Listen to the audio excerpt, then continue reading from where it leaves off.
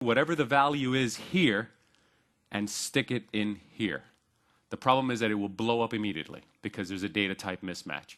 So what we got to do is we got to attach a converter to it.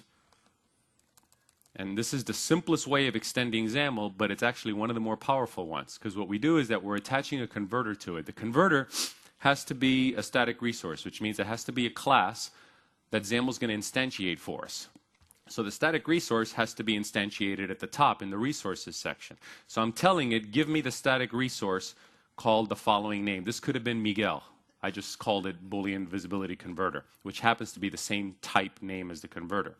So hopefully this key right here is declared somewhere that the XAML can get to it. In my case, it's very simple. It's declared right in the XAML. But if you've worked with resources before, you know that what's important is that you have access to the resource. So this is the way you limit access to the resource, just to this view.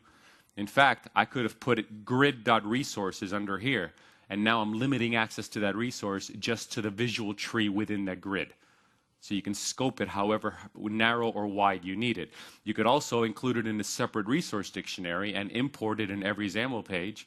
Or even better, you can put it in the app.xaml file under the resources in here. And now without doing anything, it's available to every view inside your application. So it's just widening the resource scope. And here I just left it local to the view itself. So what the resource definition looks like is you need the name of the class that's your value converter. The value converters, I'm going to show you the code in a second on another one, is simply a class that implements an interface called iValueConverter.